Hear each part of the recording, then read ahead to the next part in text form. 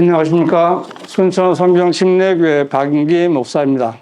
오늘은 성경이 무엇이라고 말씀하시는가 말씀드리겠습니다. 매주 주일날 7시 되면 많은 구독자들이 이 동영상을 보고 매일매일 안녕하십니까. 근데 나보러 웃으라고 그래요. 너무 딱딱하다고 웃으라고. 오늘은 많이 웃으면서 말씀을 전하겠습니다. 저는 오늘 한국 킹 제임스 성령과의 만남이 얼마나 소중한 시간이었는가, 그리고 나를 이끌어준 이 한글 킹 제임스 성경이 얼마나 위대하신 하나님의 말씀인가에 대해서 말씀을 드리려고 합니다.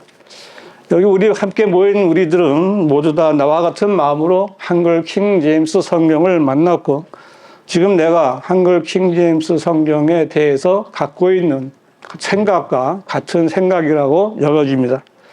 내가 한글 킹 제임스 성경을 처음 알게 되었을 때 내가 처음 생각난 것은 성경을 공부해야 되겠다라는 생각이었습니다. 한글 킹 제임스 성경을 알기 전에 개혁 성경을 한 30년 동안 보았지만 나는 정말 성경을 공부해야 되겠다라는 생각을 한 번도 해본 적이 없었습니다. 그런데 한글 킹 제임스 성경을 딱 손에 들고 구약의 창세기를 보고 또 신약의 마태복음을 읽는 순간부터 왜 그랬는지 모르지만 나는 이 성경을 공부해야 된다라는 생각이 이렇게 딱 들었습니다. 그래서 이제 저는 한글 킹 제임스 성경, 이 한글 하나님께서 쓰신 성경이 나를 인도하시지 않았는가 여겨지는 겁니다. 왜냐하면 이 순수한 말씀의 진리의 말씀은 참 맛이 좋은 음식이에요. 맛이 좋은 음식은 먹을수록 더 먹고 싶어지는 것이 사람의 마음입니다. 저는 성경을 보면서 시작하면서부터 지금까지도 이 성경 읽는 그 맛을 매일매일 보고 있습니다. 나는 이 한글 킹 제임스 성경을 사랑하는 여러분도 이 성경을 사랑하는 성도들이라고 믿고 있습니다. 그리고 이 한글 킹 제임스 성경을 나는 하나님께서 한글을 사용하는 모든 사람에게 주신 최종 권위다라고 분명히 믿고 있는 사람입니다. 그런데 어떤 어리석은 자들이 영어 킹 제임스 성경이 최종 권위라고 주장하면서 영어 성경의 단어는 원래 뜻은 이렇고 사전에 찾아보면 이렇게 되어 있다라고 하면서 한글 킹 제임스 성경의 무오함을 공격하려고 하지만 그런 자들은 성령께서 상대하지 않는 자들이기 때문에 영적인 일에 대해서 전혀 무지한 자다라고 믿어도 조금도 잘못된 것이 아닙니다. 그런 자들은 마귀에게 쓰임받는 자들이고, 그런 자들이 하는 일이란 병개된 성서들을 만들어서 바른 성경을 보지 못하게 하는 것이고, 사람들을 오리로 인도하여 마귀의 종으로 만드는 일을 하고 있는 겁니다. 이것은 원본이 어떻고 영어가 어떻게 번역돼서 그것이 어떻게 틀고 맞고 이걸 차이를 묻는 것이 아니라 우리가 보고 또 누구에게나 말할 수 있는 한글로 된 성경에 있는 기록된 문자 그대로를 말하고 묻는 겁니다. 성경에 의하면 하나님께서는 분명히 과거에 창세기 1장 1절에서 하늘과 땅을 창조하셨습니다. 그리고 그 다음에 루시퍼의 반란이 있었고 하나님께서 루시퍼를 심판하실 때 하늘과 땅도 심판을 받았습니다. 이것이 창세기 1장 2절의 상황입니다. 그리고 이것을 베드로후서 3장 6절에서는 이로써 이전에 있던 세상은 물이 범람해서 멸망하였느니라 라고 말씀하는 거예요. 이거는 노아의 홍수가 아니라 창세기 1장 2절의 상황을 말하는 겁니다. 그리고 1장 3절에서 하나님께서 말씀하시기를 빛이 있으라 하시니 빛이 있더라, 이렇게 해서 재창조가 있게 되었고 하늘들이 만들어지게 되었고 땅이 드러나게 되었습니다. 이것이 현재 세상입니다. 그러나 변개된 이 한글 성서들은 창세기 1장 1절에 창조하셨느니라 라는 말씀을 창조하시니라 라는 말로 바꾸어서 이 사탄인 루시퍼가 심판받은 것과 재창조에 대한 근거를 감추려고 하는 겁니다. 한글 킹제임 성경만이 창세기 1장 1절을 태초에 하나님께서 하늘과 땅을 창조하셨느니라 라고 되어 있는데, 이것이 바로 성령께서 기록하신 올바른 표현인 것입니다. 이렇게 되어야만 창세기 1장 28절에 땅을 다시 채우고 라는 말씀이 맞게 되고, 창세기 2장 1절에서 하늘들이라는 복수로 언급된 말씀이 맞게 되고, 결과적으로 요한계시록 21장 1절에서 또 내가 새 하늘과 새 땅을 보니 처음 하늘과 땅은 사라지고 바다도 더 이상 있지 아니하더라 라는 말씀과 맞아 떨어지게 되는 겁니다. 이것을 창조하시니라 라고 말해서 그것을 한 번의 창조로 말하는 것은 잘못된 것이죠. 하나님께서는 각 나라의 언어로 한 권의 성경을 주셨고, 성령께서는 한글로 성경을 번역하는 손길에 함께 하셔서 바른 성경을 쓰게 하셨고 또 보존하게 하신 겁니다. 그래서 시편 119편 160절은 주의 말씀은 처음부터 참되며 라고 말씀하고 있는 겁니다. 참으로 옳은 말씀이에요. 창세기 1장 1절부터 참되게 기록되고 보존된 한글 성경은 오직 한글 킹제임스 성경뿐인 겁니다. 그 다음에 한글 킹제임스 성경에만 보존된 말씀은 창세기 22장 8절인데, 한글 킹제임스 성경 창세기 22장 8절은 아브라함이 말하기를 내 아들아 하나님께서 자신을 번제에 쓸 어린 양으로 마련할 것이라 하고 두 사람이 함께 가더라는 말씀인데, 이때는 하나님께서 아브라함에게 그의 독자 이삭을 번제로 드리라는 명령에 순종했을 때입니다. 이 아들 이삭과 함께 산에 올라가는데 아들 이삭이 불과 나무를 부숴서 그런데 번제에 쓸 어린 양은 어디 있나이까? 라고 물었는데, 이때 아브라함은 내 아들아 하나님께서 자신을 번제에 쓸 어린 양으로 마련하실 것이라고 대답했습니다. 이것은 하나님께서 다른 제물이 아니라 자신을 직접 번제에 쓸 어린 양으로 주실 것이라는 예언의 말씀이며, 오직 한글 킹제임스 성경에만 보존되어 있는 하나님의 말씀입니다. 한글로 된 다른 성경들은 모두 이 구절에서 하나님께서 자신을 어린 양으로 주시는 것이 아니라 하나님께서 자신을 위하여 다른 어린 양을 친히 준비하시거나 예비하실 것이라고 변개했습니다.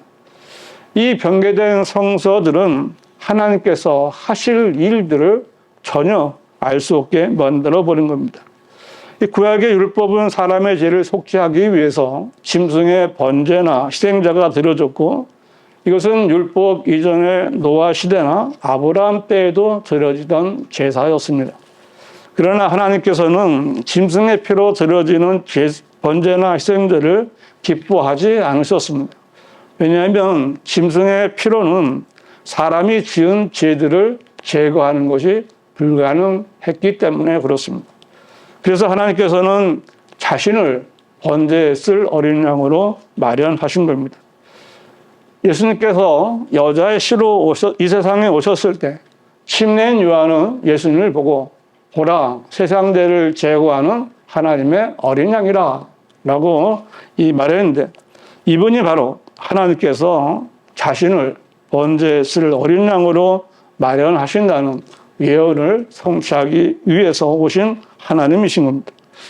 하나님께서 기뻐하시며 받으시는 희생제물은 오직 하나님께서 자신을 번제에 쓸 어린 양으로 마련하실 것이고 그것만을 받으실 겁니다. 그래서 하나님께서는 육신을 입고 나타나셨습니다. 이것은 위대한 신비라고 성경은 말씀하고 있어요.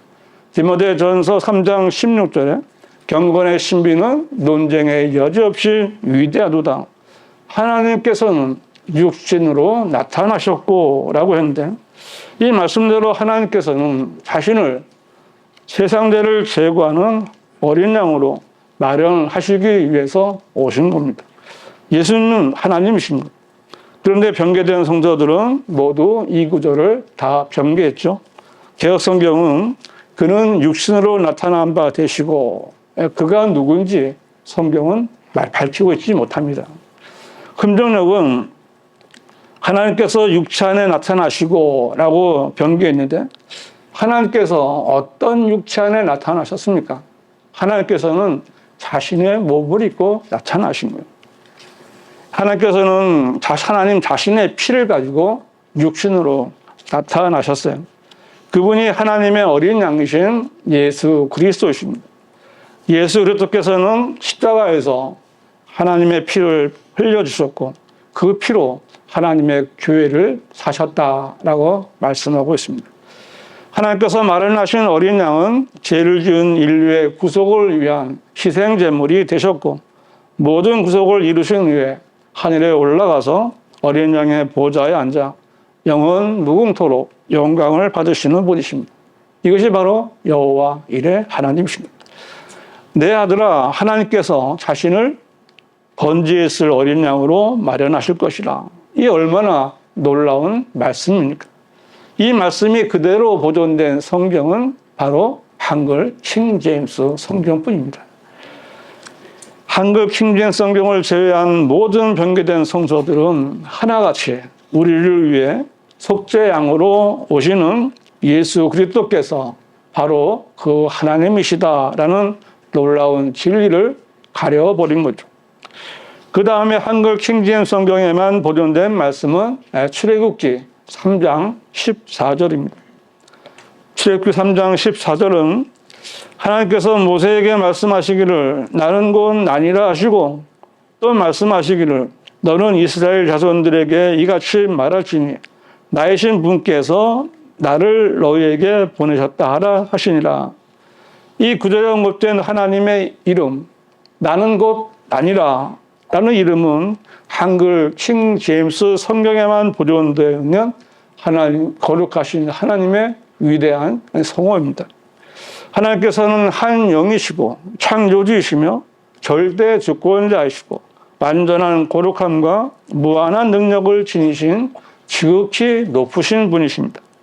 이처럼 위대하신 하나님의 절대적인 존재와 그 속성을 표현할 수 있는 유일하고 근본적인 이름은 바로 곧 나는 곧 나니라 이 말씀이에요. 이 밖에 다른 이름은 전혀 무의미한 겁니다. 하나님께서 자신을 직접 밝히신 그 이름은 위대하신 주 하나님의 거룩하신 이름입니다. 창조주이시고 만물의 주인이신 하나님께서는 모든 피조물에게 나야, 나라고 이렇게 말씀하실 수 있는 유일한 분이신 거예요. 이 이름 앞에 모든 피조물들은 무릎을 꿇을 수밖에 없는 거예요. 나는 곧 나니라 이 이름은 언제나 현재형으로 나이신 분이 바로 하나님이심을 말씀하고 있습니다. 하나님께서는 성경에서 아브라함의 하나님, 이삭의 하나님, 야곱의 하나님이라고 말씀하죠. 언제나 그 이름은 현재입니다.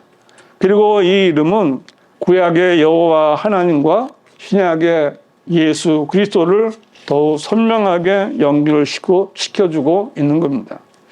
하나님의 이름은 나는 곧 나니라입니다. 주 예수 그리스도의 이름도 나는 곧 나니라입니다. 예수 그리스도께서 공생의 사역을 하실 때 유대인들이 예수님께 내가 우리의 조상 아브라함보다 더 위대하냐라고 빈정거리자 예수님께서는 진실로 진실로 내가 너희에게 말하노니 아브라함이 나기 전부터 나는 있느니라 라고 말씀하셨습니다. 나는 있었느니라 라고 말씀하신 것이 아니에요. 예수님께서는 하나님께서 밝혀주신 이름은 나니라 라는 이름을 자신에게 적용하셨고 유대인들은 이 말씀으로 예수님께서 나는 하나님이야 라고 말했다는 사실을 알아들었던 겁니다. 그래서 돌을 들어서 예수님을 치려고 했던 것이죠. 유대인들은 예수님께서 하나님이시라는 사실을 믿지 않았기 때문에 신성을 모독한 죄로 돌을 집어서 예수님을 치려고 했던 겁니다. 그러나 예수님은 나는 곧 아니라 말씀하신 하나님이신 거예요. 요한복음 18장에 있는 내용인데 예수님께서 제자들과 겟세마네 동산에 계실 때 예수 그리스도를 잡으러 왔던 자들이 있었는데 주님께서 그들에게 너희가 누구를 찾느냐라고 물으셨고 그들은 나사렛 예수라라고 말했는데 주님께서 그때 내가 곧 그니라 라고 말씀하셨어요. 나이신 분이라는 하나님의 이름으로 내가 곧 그니라 라고 말씀하십니다. 내가 그니라 라는 주님의 말씀에 주님을 체포하러 왔던 사람들은 물론이고 마귀인 유다까지도 땅에 엎드러졌다라고 성경은 말씀하고 있어요. 마귀도 이 위대하신 여호와 하나님의 이름 앞에는 뒤로 물러서서 땅에 엎드러질 수밖에 없었던 겁니다. 예수님께서는 나사렛 예수 이상으로 나이신 분, 나는 곧 나니라 라고 자신을 드러내신 그 분이십니다. 나는 곧 나이신 분께서 육신을 입고 나타나신 예수님이시면 예수님께서는 그 위대하신 성호를 여러 번 직접 사용하셨습니다. 예수님께서는 나는 생명의 빵이라 라고 말씀하셨고 나는 세상의 빛이라 라고 말씀하셨고 나는 양들의 문이라 라고 말씀하셨으며 나는 선한 목자라 라고 말씀하셨고 나는 부활이요 생명이니 라고 말씀하셨고 나는 길이요 진리요 생명이라 또 나는 참 포도나무요 라고 말씀하셨습니다. 7번이나 말씀. 예수님 자신이 구약의 모세에게 나는 곧 나니라 라고 말씀하신 분이 바로 나다 라고 말씀하신 겁니다. 이렇게 말씀하실 수 있는 분은 하나님이신 예수 그리스도 한 분이신 겁니다. 예수님은 하나님이신 거예요. 그러나 개혁성경이나 개혁개정판, 흥dom역 등은 모든 모든 한글 성경들은 나는 곧 나니라 이 말씀을 나는 스스로 있는 자니라 라고 병기함으로써 나는 곧 나니라 유일하신 하나님을 마치 조물주나 되는 것처럼 신성을 격화시켜 버린 겁니다. 위대하신 하나님의 성호를 더럽히고 약화시키고 아주 보잘것없는 이스라엘의 한 신으로 만들어 버리려고 했던 겁니다. 왜 그렇게 했을까요? 하나님께서 예수 그리스도라는 이 하나님이 사실을 믿지 않는 자들에게는 그 어떤 성경적인 조명도 주지 않으시기 때문에 그렇습니다. 그래서 믿지 않는 자들은 하나님은 하나님, 예수님은 예수님 이렇게 따로 믿는 사람들이 너무나 많은 겁니다. 성경을 읽어도 성령님의 조명을 받지 못하는 자들은 계속 교만한 마귀의 자식들입니다. 마귀의 자식들은 하나님께서 쓰신 성경을 변개해서 다른 성경을 만들어내는 거예요. 이렇게 성경을 변개한 자들이나 변개한 성서를 사용하는 자들은 나는 스스로 있는 자니라 라는 성경을 읽거나 말할 때마다 하나님의 이름을 헛되이 사용하지 말라라는 하나님의 계명을 어기는 죄를 짓는 겁니다. 성경을 보면 볼수록 그들은 죄를 짓는 자리에 앉아 있는 겁니다. 이 모세에게 나타나셔서 나는 곧 나니라 라고 말씀하신 하나님께서는 신약에서 나와 아버지는 하나니라 라고 말씀하시고 나를 본 자는 아버지를 보았느니라 라고 말씀하신 예수 그리스도이신 겁니다. 한글 킹제임스 성경만이 하나님께서 조명을 주셔서 번역하게 하신 하나님의 말씀인 거예요. 또 이사야서 7장 14절도 한글 킹제임스 성경에만 올바로 보존하고 있는 구절인데요. 이사야서 7장 14절은 그러므로 주께서 친히 한 표적을 너희에게 주시리라. 보라, 한 처녀가 임신하여 한 아들을 낳으리니 그의 이름을 임마누엘이라 하리라 했습니다.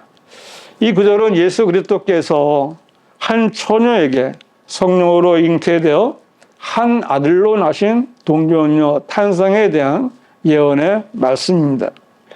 여기서 강조되는 것은 한 처녀에게서 한 아들을 낳게 하신다는 거예요. 여기서 그런데 변개된 모든 성도들은 이 구절에서 한이라는 특별한 단어를 삭제했습니다. 그냥 처녀가 수태하여 아들을 낳았다라고 했는데 그렇다면 이것이 무슨 표적이 될 수가 있겠습니까? 이 동정녀 탄생은 예수 그리스도의 신성을 증거하는 핵심입니다. 성경은 분명하게 한 처녀라고 말씀하시는데 처녀라고 변개한 것은 동정녀 탄생을 평범한 개념으로 간주해 버리려는 불선하고 부정적인 의도를 드러내는 것입니다. 예수님 당시의 유대인 종교 지도자들은 예수님을 사생아로 취급을 했는데 이와 같은 맥락의 변개가 되는 거예요. 바른 성경이 없으면 하나님의 바른 뜻을 알 수도 없고 알려고 해도 알려줄 수가 없는 겁니다. 만일 동정녀 탄생이 부정이 된다면 예수 그리스도의 신성은 완전히 없어지게 되고 그렇게 되면 예수 그리스도의 그 피의 속죄라든지 부활, 승천 이런 것이 아무 의미가 없는 그런 믿음의 근간이 부정되게 되는 겁니다. 변개된 성서들은 이러한 의도를 가지고 변개됐다라는 사실을 알아야 됩니다. 변개된 성서 단어 하나가 있고 없고 이런 것은 별로 이렇게 그냥 없어진 것이 아니라는 사실을 아셔야 됩니다. 신약의 시작인 마태복음 1장 1절도 한글 킹제임스 성경에만 보존된 말씀인데요. 마태복음 1장 1절은 다윗의 아들이요 아브라함의 아들인 예수 그리스도의 세대에 관한 책이라고 이 구절도 아주 교리적으로나 역사적으로 매우 중요한 말씀이기에 다른 성서들에서도 다 변개되어 있습니다. 역사적으로 볼 때 다윗보다는 아브라함이 더 앞선 조상이 맞습니다. 그래서 변개된 성서들은 아브라함의 자손이시요 다윗의 자손이신 예수 그리스도의 세대에 대한 책이라든지 아브라함과 다윗의 자손 예수 그리스도의 세계라고 변개하여 하나같이 다윗보다는 아브라함을 앞세웁니다. 그러나 이렇게 변개한 것은 그들이 하나님의 뜻을 모르고 성령의 조명도 없기 때문입니다. 이 성경은 그냥 기록된 책이 아니라 언약의 책이고 예언의 말씀입니다. 그래서 그 언약이 이루어져 가는 것이 인류의 역사인데요. 마태복음 1장 1절에는 하나님의 언약 중에서 다윗의 언약과 아브라함의 언약이 언급되어 있는데요. 하나님께서는 아브라함에게 먼저 언약을 하셨는데 그것은 아브라함의 육신적인 씨가 번성한다는 것과 그 땅에 대한 약속이었습니다. 하나님께서는 아브라함에게 그의 씨인 이삭과 야곱을 통해서 이스라엘 민족이 나오고 그들이 이제 하늘의 별들과 같이 많아질 것이라는 그 언약과 가나안 땅을 그들의 유업으로 주시겠다라고 언약을 해 주셨습니다. 또한 하나님께서는 다윗에게도 언약을 하셨는데 이것은 다윗의 집과 다윗의 왕국과 다윗의 보좌가 영원히 세워질 것이다는 왕국 보존의 언약이었습니다. 아브라함의 언약이나 다윗의 언약에는 이스라엘, 즉 유대인들과 관련이 있는데 마태복음 1장 1절은 단지 메시아 왕의 뿌리를 설명한 것이 아니라 이 두 개의 언약을 성취하시는 메시아를 제시하고 있는 겁니다. 그러므로 마태복음에서 주로 강조되는 것은 인류의 구주이신 예수 그리스도가 아니라 유대인의 왕이신 예수 그리스도, 곧 다윗의 아들이신 예수 그리스도가 되는 겁니다. 성경 66권은 책마다 특징이 있고 강조하는 내용이 있는데 이것도 잘 구분할 줄 알아야 되는 거예요. 마태복음은 유대인의 왕으로 오신 예수 그리스도에 관한 책이에요. 마태복음 1장에서는 예수 왕의 계보가 나오고 마태복음 2장에서는 왕의 탄생이 나옵니다. 그래서 유다가 여기 마태복음은 유대인의 왕으로 오신 예수 그리스도에 관한 책인데 마태복음 1장 2절은 아브라함은 이삭을 낳고 이삭은 야곱을 낳고 야곱은 유다와 그의 형제들을 낳고 했는데 여기서 유다가 강조되는 것은 유다가 장자가 아니라 유다 지파가 왕의 지파이기 때문에 그렇습니다. 그 야곱은 유다에게서 창세기 49장에 마지막으로 유언을 하면서 유다에게서 왕의 홀이 나올 것이다 라고 예언을 했고 그래서 예수 그리스도께서는 유다 지파의 사자이시고 다윗의 뿌리라고 성경은 말씀하고 있는 겁니다. 마태복음 1장은 그래서 조상의 계보가 아니라 왕의 계보가 되고요. 따라서 다윗의 아들이 아니라 아브라함의 자손이나 아니고 또한 아브라함의 자손이나 다윗의 자손으로 번역을 한다면 그것은 성경을 변개하게 되는 겁니다. 왜냐하면 하나님께서 말씀하신 여자의 씨는 오직 한 사람뿐이기 때문에 그렇습니다. 하나님께서 아브라함에게 그의 씨를 번성케 해주시겠다라고 약속하신 때는 이미 이스마엘이 있었던 때였는데 이스마엘도 아브라함의 자손이었지만 하나님께서 말씀하신 그 씨가 아니었습니다. 하나님께서는 아브라함에게 말씀하신 한 씨는 아브라함의 아내인 사라에게서 태어날 한 아들 이삭을 말씀하신 것이고 또 다윗에게도 많은 아들들이 있었지만 하나님께서는 다윗의 많은 자손 가운데 한 아들 솔로몬을 통하여 다윗의 언약을 확증하셨던 거예요. 이러한 말씀과 문맥들을 볼 때 마태복음 1장 1절에서 한 사람을 지칭하는 분명한 표현은 자손이 아니라 아들이 맞는 겁니다. 이런 전제하에서 마태복음 1장 1절은 한글 킹 제임스 성경은 다윗의 아들이요 아브라함의 아들인 예수 그리스도의 세대에 관한 책이라는 그 번역의 순서가 맞고 또 바르게 보존된 것을 알 수가 있습니다. 따라서 이 아들을 자손이라고 오역한 개역 개정판이나 정동세 흠정력 같은 성서들은 어떻게 해서든지 하나님의 말씀을 변개하려는 마귀의 조종을 받아서 만든 책이다라는 사실을 다시 한번 알 수 있게 되는 겁니다. 또 한글 킹제 성경에만 보존되어 있는 말씀이 마가복음 1장 4절인데요.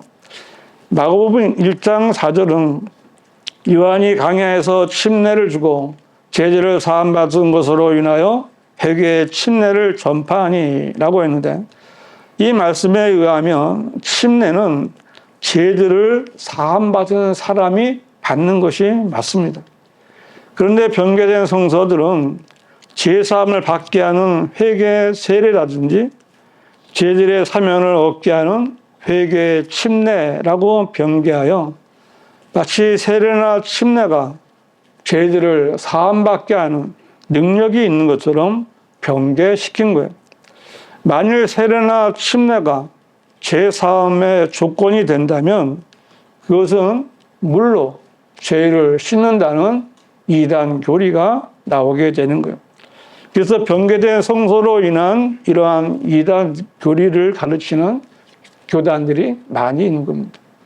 여러분이 거리에서 그 장로교인이나 감리교인을 만나면 구원받았습니까? 그러면 열의 9은 세례받았습니다 라고 말하고 있는 거예요.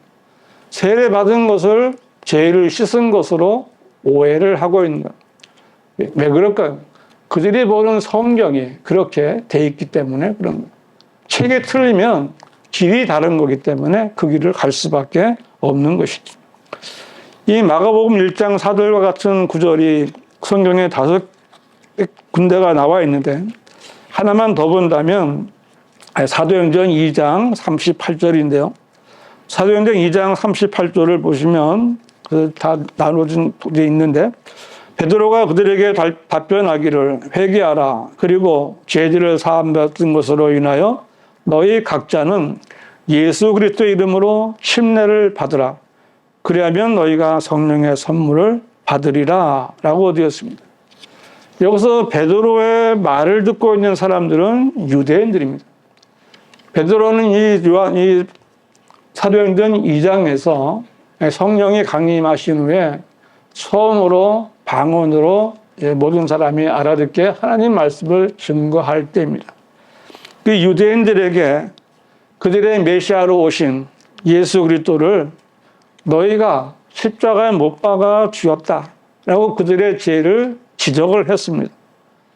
이 말에 찔림을 받은 유대인들은 그러면 우리가 어찌해야 할까? 우리가 어떻게 구원을 받아야 되느냐? 이 말이 아닙니다. 우리가 메시아인 예수 그리스도를 십자가에 못 박아 죽었는데 그러면 우리는 이제 어떻게 해야 되느냐라고 물은 것뿐이에요.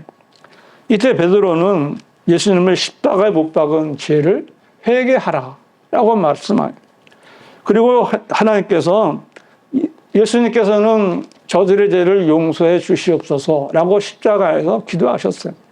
하나님께서 그들의 예수님의 기도를 들으셔서 이미 그들의 죄를 다 용서해 주신 거예요. 그래서 하나님께서 이스라엘을 이미 다 용서하셨으니까 너희 죄를 이제 회개하고 예수 그리스도의 이름으로 침례를 받으라라고 전파를 했던 거예요. 여기서 우리가 조금 주의해야 될 것은 여기는 예수 그리스도의 이름이라는 거예요.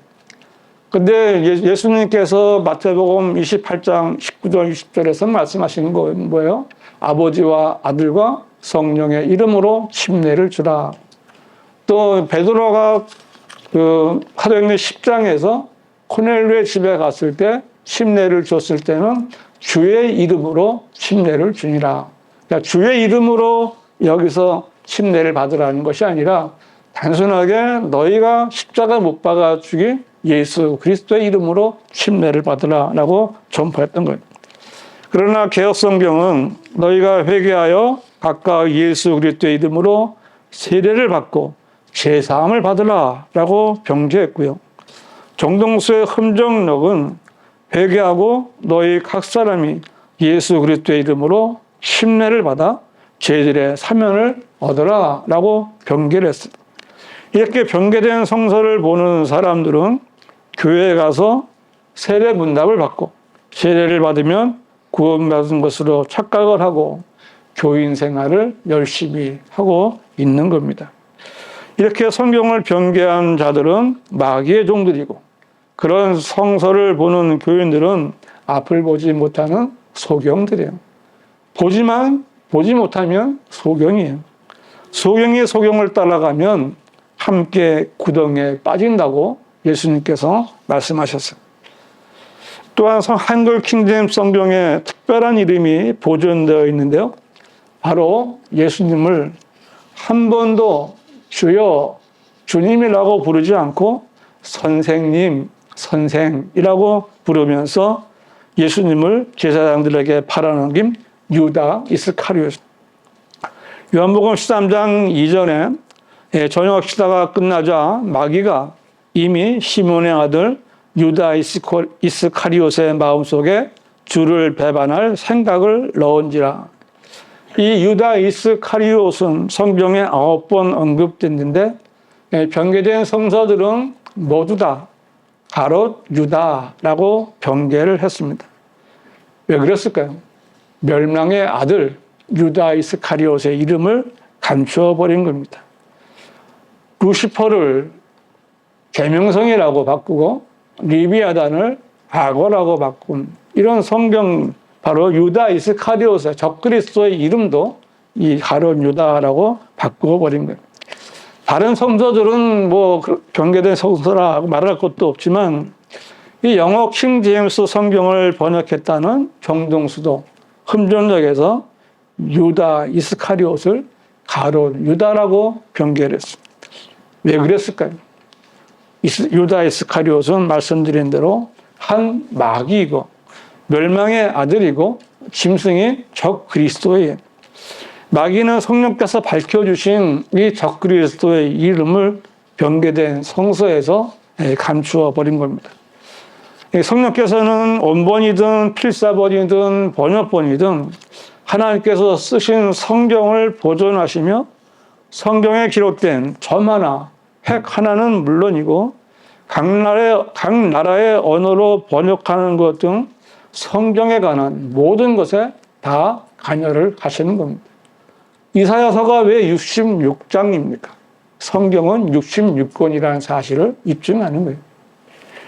유다 이스카리옷이라는 이 영어 이름을 번역하는데 이 유다 이스카리옷을 가롯 유다라고 번역한 사람은 아마 정동수밖에 없을 거예요. 아마 중학교 1학년 학생에게 이것을 읽어봐라 그러면 다 유다 이스카리옷이라고 읽을 거예요. 그런데 정동수는 그거를 가롯 유다라고 읽는 거예요.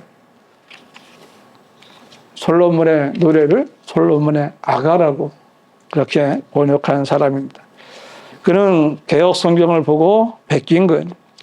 정동수는 바른 영어 킹 제임스 성경을 가지고 의도적으로 변개된 흠정력 성서를 만들어낸 겁니다. 그러나 한글 킹 제임스 성경에는 적그리스도의 이름인 유다 이스카리옷이 뚜렷하게 남아 있는 겁니다. 또한 한글 킹 제임스 성경에만 보존된 말씀은 사도행전 1장 3절입니다.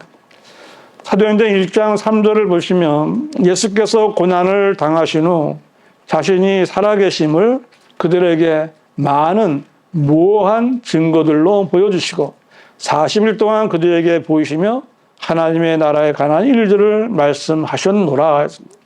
성경을 기록하신 성령께서는 부활하신 예수 그리스도를 증거하시면서 모호한이라는 용어를 사용하셨습니다. 이 모호한이라는 이 말은 어떠한 오류도 전혀 없다라는 것입니다. 오직 하나님의 말씀에 대해서만 사용할 수 있는 용어입니다. 왜냐하면 이 세상에는 하나님께서 영감으로 주시고 섭리로 보존하신 하나님의 말씀 외에는 모호한 것이 하나도 없기 때문에 그렇습니다. 예수 그리스도께서는 부활하셨고요. 주님의 부활을 증거하는 500명이 넘는 증인들이 있었고 그 중에서 11명 제자들은 40일 동안 부활하신 주님과 함께 살면서 주님의 음성을 들었고 주님을 손으로 만졌습니다. 그 누구도 반박할 수 없는 이 모호한 증거들을 어떻게 부정할 수가 있겠어요? 그런데 한글로 된 모든 성서들은 이 많은 모호한 증거들을 절대 확실한 많은 증거들이라든지 확실한 많은 증거라고 변개를 한 거예요. 그러나 절대 확실한 많은 증거들에도 비속하고 허황된 말장난과 같은 철학이 있고요. 거짓되이 일컬어지는 진화론과 과학이라는 거짓말도 있고요. 법정에서 진술이 뒤바뀌기도 하는 겁니다. 모호한이라는 말밖에는 이 하나님의 말씀을 바르게 알려줄 수 없는 겁니다. 확실한 많은 증거들, 그건 가짜예요. 그 어떤 절대 확실한 많은 증거들로도 이 모호한 증거들을 대신할 수 없는 겁니다. 변개된 성서들에는 예수 그리스도의 부활에 대한 모호한 증거들을 사람들의 생각에서 나온 확실한 많은 증거인 것처럼 약화시켜버린 거예요. 왜냐하면 그들은 이 하나님의 말씀 성경을 모호하다고 인정하지 않는 자들입니다. 성경에도 틀릴 수가 있다는 거예요. 하나님께서 히브리어 구약 성경을 주시고 헬라어 신약 성경을 줬는데 영어로 변경될 때 어떻게 하나도 틀리지 않을 수가 있느냐? 영어로 번역된 성경을 한글로 번역하는데 어떻게 하나님 쓰신 원문과 똑같을 수 있느냐? 모호하다는 말은 사용해서는 안 된다.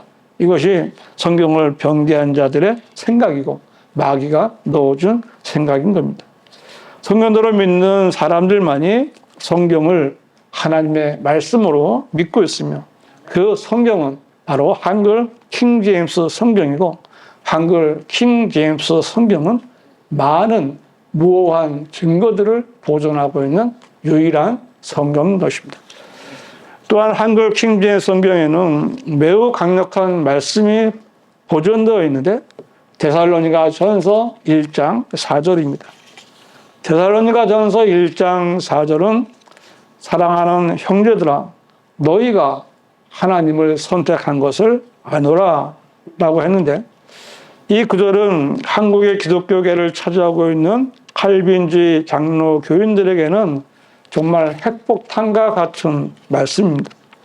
왜냐하면 그들은 하나님께서 자신들을 창세 전에 선택해 주었다라고 무조건 믿고 있는 사람들이기 때문에 그렇습니다.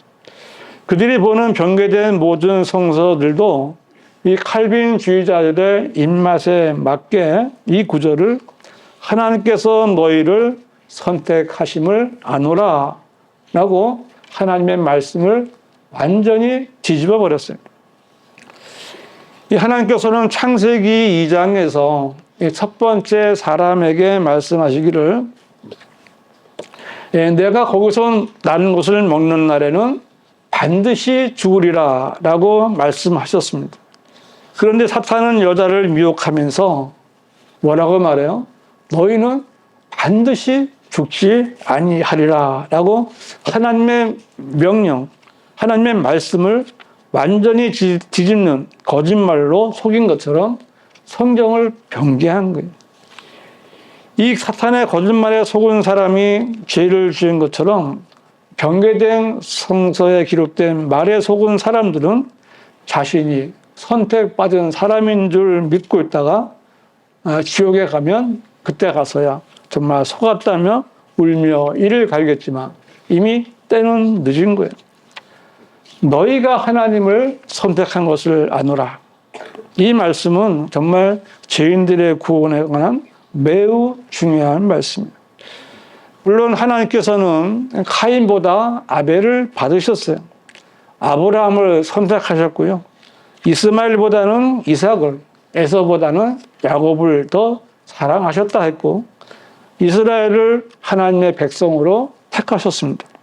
하지만 이 모든 하나님의 택하심은 무조건인 것이 아니라 바른게 행함이 있었거나 하나님의 미리 아심에 근거한 것이고 또한 창세 전에 선택도 아니고 구원받고 구원받지 않은 것에 관한 선택도 아닙니다. 그래서 하지만 이제 하나님께서는 구원에 관한 한 모든 사람이 구원받기를 원하시죠. 요한복음 3장 16절은 하나님께서 세상을 이처럼 사랑하셔서 그의 독생자를 주셨으니 이는 그를 믿는 사람은 누구든지 멸망하지 않고 영생을 얻게 하려 하십니다 라고 말씀하셨습니다.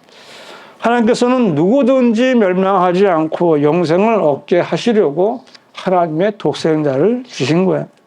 누구든지 이 사실을 마음으로 믿고 입으로 고백하면 구원을 받게 되는 겁니다. 예수 그리스도의 핏부림으로 완성해 놓으신 하나님의 구원 계획은 어느 누구에게나 다 해당이 되는 겁니다. 누구든지 그리스도의 복음을 선택하면 그 사람은 하나님의 아들들이 되는 권세를 받게 되는 거예요. 그러나 이러한 하나님의 사랑을 거부하면 절대로 구원받을 수 없는 거예요. 오히려 믿지 않는 사람들의 머리 위에는 하나님의 진노가 머물러 있느니라 라고 말씀하십니다. 그래서 구원의 선택은 하나님께서 하시는 것이 아니라 사람이 하나님의 약속을 선택하는 거예요. 여러분이 선택해서 하나님의 약속대로 믿고 구원을 받은 겁니다. 구원받지 않은 자연인은 하나님의 영적인 일을 알 수가 없고 알아들을 수도 없습니다. 구원받았다 해도 육신적인 사람도 사람을 따라 행하기 때문에 그들 가운데는 시기와 다툼과 분열이 있게 되고 하나님께 받아들여지지 않게 됩니다. 그래서 하나님께서는 모든 사람이 구원을 받고, 이제 잠깐 뛴다면 구원받은 모든 사람이 진리의 지식에 이르기를 원하시느니라 라고 말씀을 성경에 기록하셔서 우리한테 알려주신 거예요. 하지만 변개된 성도들은 이 말씀도 변개한 거예요.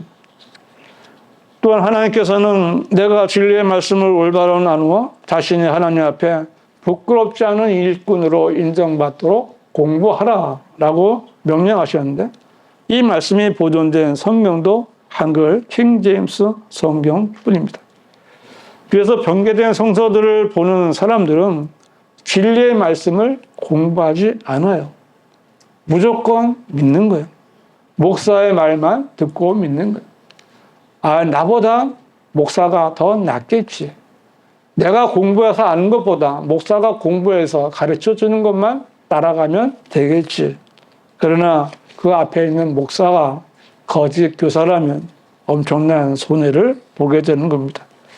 구원받고 성경을 공부하여 진리의 지식에 이른 성도들은 하나님의 일을 하는데, 곧 그리스도의 복음을 전하고 잃어버린 혼들을 이겨오는 일을 하는 겁니다.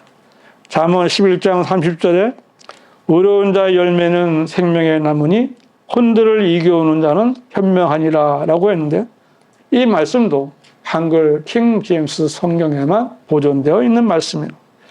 이 말씀을 믿는 성경대로 믿는 성도들은 잃어버린 혼들에 대한 연민이 있어 어디를 가서 누구를 만나든 복음을 전해서 그 혼들을 사망에서 생명으로 옮겨주는 일을 해주고 있습니다.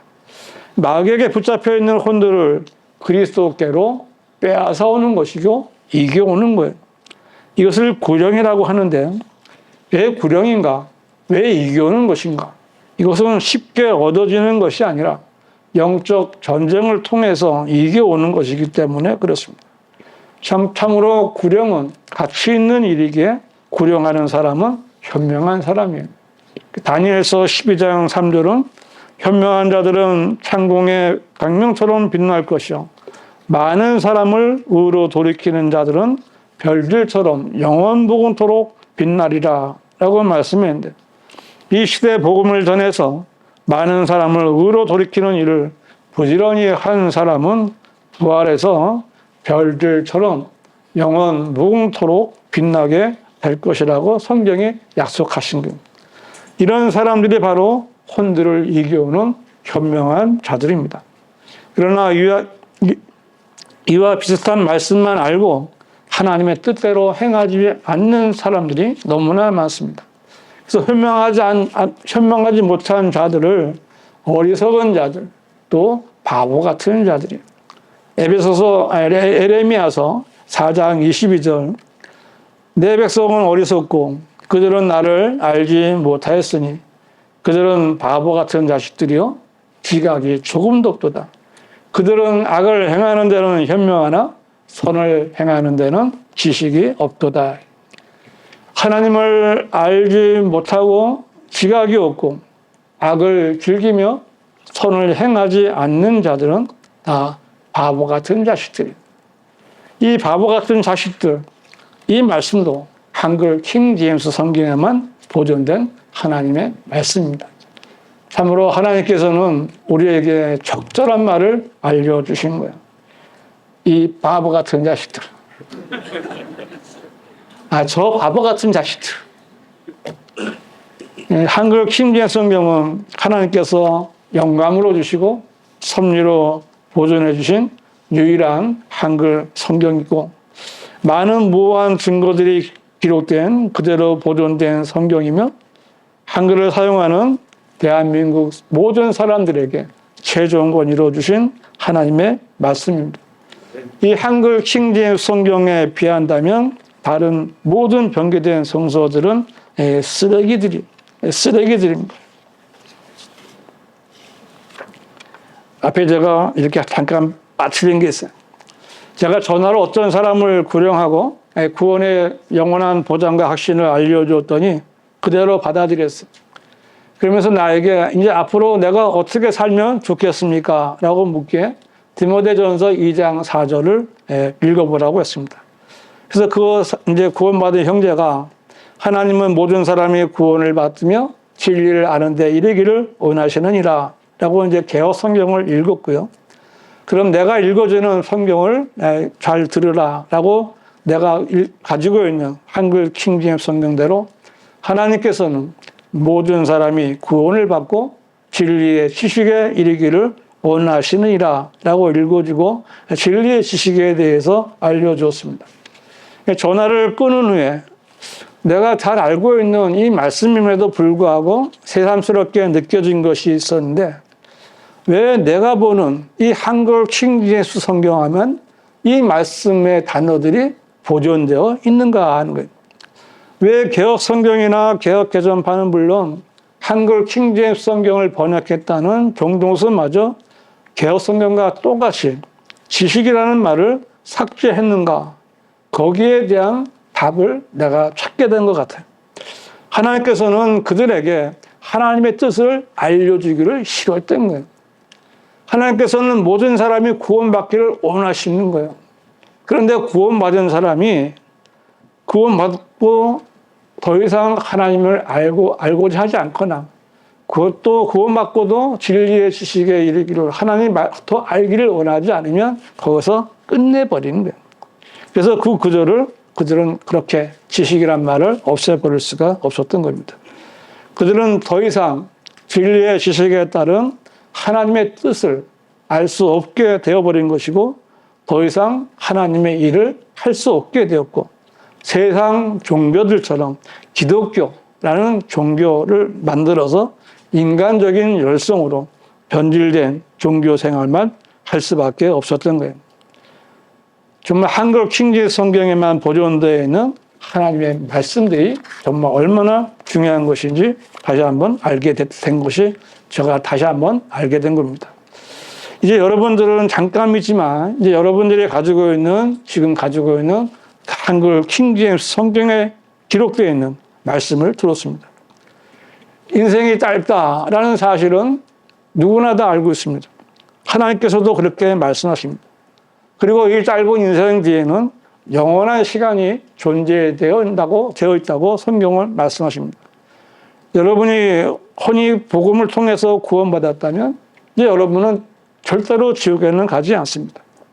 하지만 구원받고도 육신적인 삶을 산다면 다시 말해서 진리의 지식에 이르러 하나님의 뜻을 따라 살지 않고 자기 마음대로 산다면 짧은 인생을 낭비하는 것이고 우리 주님으로부터 악하고 게으른 종이라는 책망과 또 한편 저주를 받게 될 겁니다. 여러분 가운데는 단 한 사람도 빈손으로 주님 앞에 서서는 안 됩니다. 우리 손에 들려있는 이 한글 킹제임스 성경은 살아있는 말씀이에요. 하나님의 말씀이고 보존된 성경입니다. 하나님께서 보존해 주신 성경에 기록된 말씀들 자체도 잘 지켜야 되는 것은 물론이고 이 바른 성경에 기록된 말씀대로 믿고 행하여서 앞에서 본 대로 창공의 별들처럼 영원복음토록 빛나는 현명한 성도들이 되시기를 바랍니다.